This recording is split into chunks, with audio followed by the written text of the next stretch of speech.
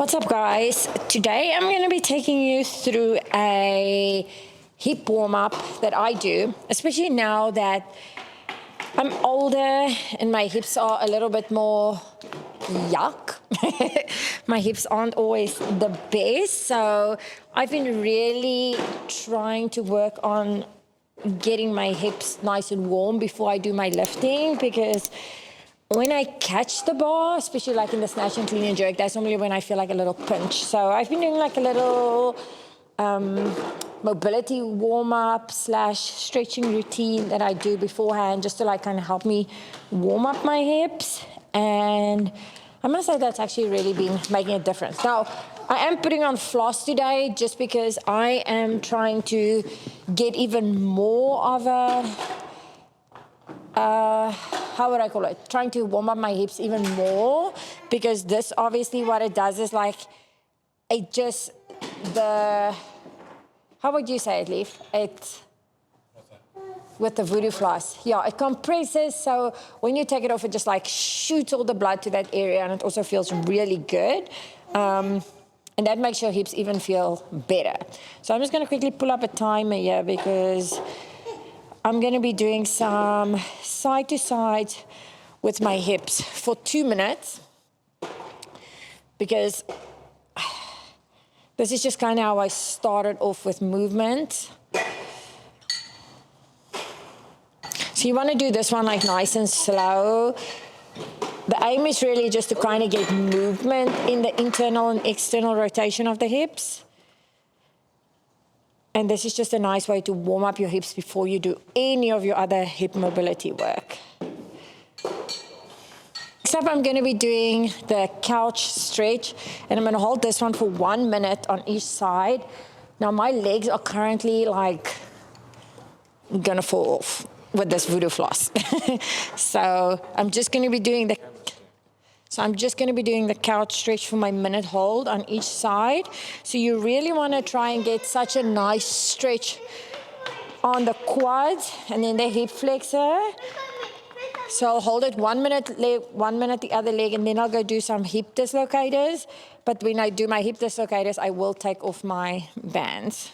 As you can see, our little ones over here are really making themselves at home. This is like home 2.0 for them. My last one, I'm going to be putting the band around the hip, and you're going to go down into like a bear stance basically, and you're just going to move forward and back.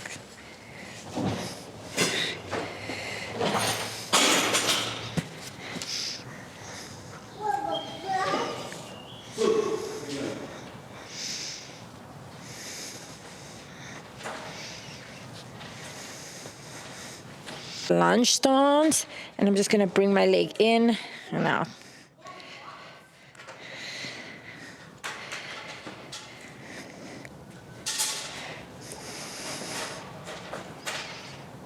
Yeah.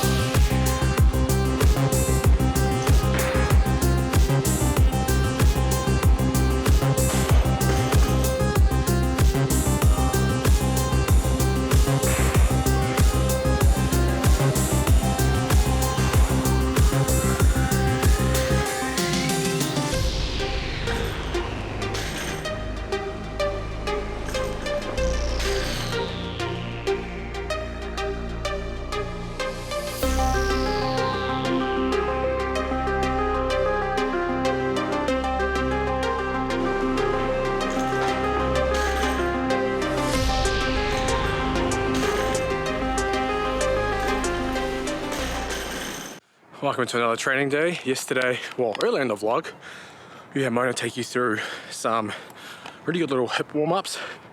It's good to do a little general warm-up. You can do stuff like that before coming on the field and doing stuff like this. Now, getting back to athleticism is a long process and a slow process, especially if you haven't been playing competitive or recreational, I guess you could say more variable team sports or even individual sports. As when you go down the strength sports route or you've just been lifting, you lose a lot of the qualities you need. And the biggest mistake you'll see people make is they try to get straight back into things like sprinting, jumping, plyometrics, and then just end up injured.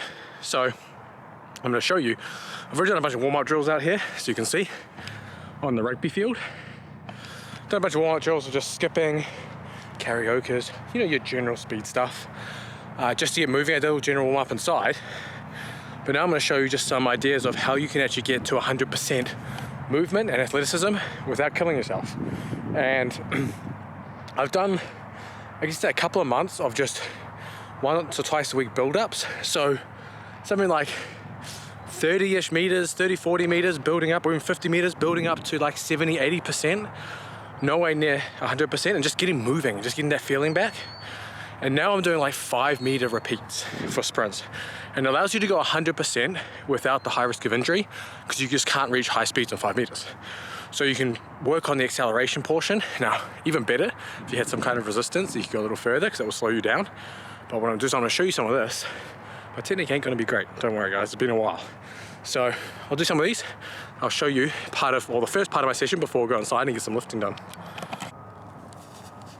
And because they're 5 meters, you don't need that much rest between them.